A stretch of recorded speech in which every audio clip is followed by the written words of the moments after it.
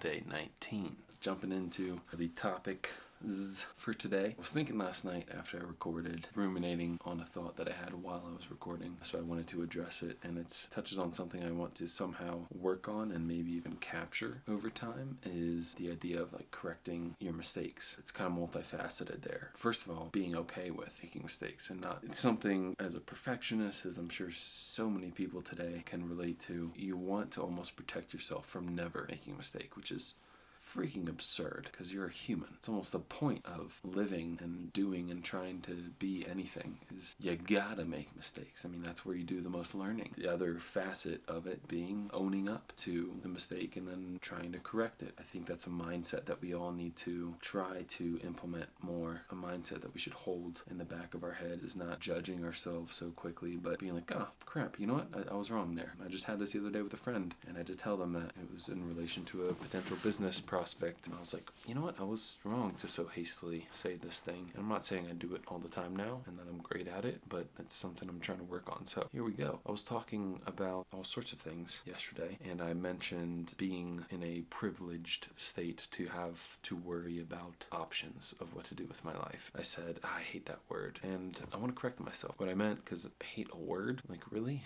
It's a word. What has the word done to you? And I'm not saying, oh, poor word. I'm saying it's silly to say that you hate a word. I like to have a good time and be a little funny and lackadaisical, which sounds so not funny to have to take the time to say that, as ironic as it is. I also like to mean what I say, and when I say something that is inaccurate according to my beliefs or whatever, I prefer to correct that and make that accurate. But now am I just falling into the perfectionist mindset trap, or this is the constant mental jujitsu I'm doing on myself all day, and it's just me against me up in there, and I don't know who's winning. But I don't hate the word. What I hate, or what I wrote down is I detest the divisiveness it carries these days, especially these days. And I really don't like it in the sense, the divisiveness, not the word, that people are throwing it around and almost claiming that others, like myself, especially like to put any human into a category or in a group, and to say that you have to do or say this is just absurd. Requiring, dare I say, white males to have to admit to their privilege. That kind of stuff is like, dude, just like, you know, any minority that was born in a certain area that didn't choose to be born there, that's maybe full of prejudiced people that pick on them. Any white male wasn't chosen to be born as a white. So like, no, we don't have to play these games. It's silly. And that's what really bothers me, is how people use that word as a weapon and a tool to cause destruction, as opposed to just talk matter-of-factly about things. Some people might think they are talking matter-of-factly, but there's so much emotion that is carried with the way that it's used. But I wanted to correct myself. I don't hate the word privilege. It has its uses. It is just a tool. Anyway, that's just kind of a side note, but it carries some weight. As far as topics for today, aside from that, I was thinking of just talking about maybe the Kaizen. I talked about Ikigai, I think, in the book Ikigai Kaizen that I mentioned yesterday. I'm reading. Actually just finished Myths of Light today. Was doing it on Kindle while I was grabbing a grub. Yeah, it didn't finish on as impactful as I felt it carried throughout. Maybe I was just so excited with the material and the meat of the book. Anywho, Ikigai Kaizen. There are two actually Japanese methodologies, but there's also, I think, one or two others that's supposed to be talked about in the book. But I just read about Kaizen today. I was pretty sure that it was about something of this sort, but after reading today on it and the history of it, how it actually kind of resulted from post-World War II, when the United States sent people over to help industrialize and build up the industry, factory work specifically, in Japan as part of the Marshall Plan rebuilding efforts. They spent some $2.4 billion, I want to say, sending people over there to help kind of rehabilitate industry, I guess is one way to put it. Kaizen is one of those principles that they implemented, and what that is basically incremental steps. Continuous improvement is another thing, which relates, ironically, I don't know if I've mentioned this before, but I've been in the software engineering industry, and relates to continuous development, which is a practice that is, it's almost a term that's overused in the software engineer industry. Continuous development, continuous improvement, CI/CD, pipelines, etc. One kind of similar phrase that a lot of people have heard of is, I want to say it was Lao Tzu that said that the journey of 1,000 miles begins with a single step, and baby steps is another way to think of this. There's more to it with Kaizen, like they have a 5-step process, some type of reflection, starts with an I, where you basically just, you observe, you plan, you do,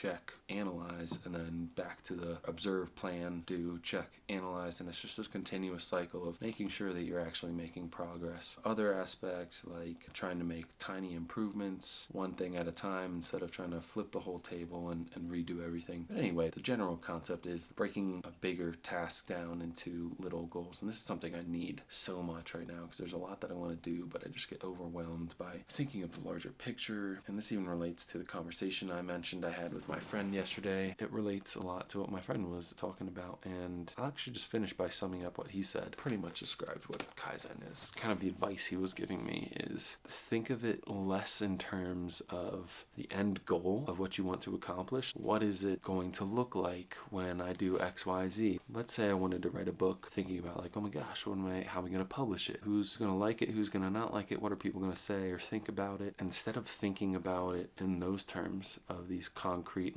how am I going to structure this and that? It's like, well, just have the energy. This is where it sounds a little bit woo, but bear with me here. Think of what your end goal is on a grander scale, not with this one individual project, but let's say in life. Let's say you want to have a positive impact on other people's lives along the way, because money is sadly a factor. You want to be able to make money doing that, but you don't want it to be in a greedy way that's focused on money, and you want to have your emphasis be on producing valuable content or being a leader, being a guide for people to find their way to their path towards happiness without attracting the sense of guru or the person that people look to. It's like, no, maybe I'm helping lead you there, but I'm walking beside you. I'm not walking in front of you saying, hey, come this way. I'm walking beside you and I'm saying, hey, this is what I did in that situation. Maybe this will help. Maybe that won't help. Maybe let's try this. Let's try that. And then doing that same kind of observe, plan, do, check, analyze process with them and showing them how to do that. And basically teaching people how to find water themselves, lead a horse to water, whatever. I always forget that thing. Teach a man how to fish as opposed to fish for him, whatever. One of those analogies you want to take. If you just develop this ideal kind of energy that you want to carry and focus on that, working with that energy and flowing with that energy, and whatever actions you do take are aligned with that energy, then that's what really matters. It's not what end goal you're working towards, and all these little actions you take, you're going to make mistakes, you're going to fall down here and there, but it's just about moving in that general direction and moving with that energy of positivity towards whatever goal it is that you want to accomplish in the end, as opposed to focusing on concrete project goals. The projects will then kind of fall into place, and then of course you want to plan along the way once you get to stages where planning of that sort is necessary. But I hope that maybe someone out there is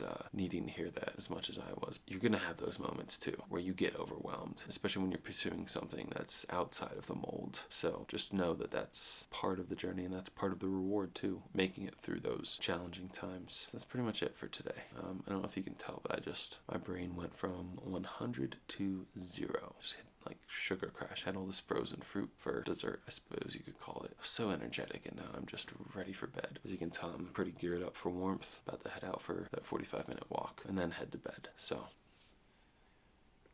see you next time.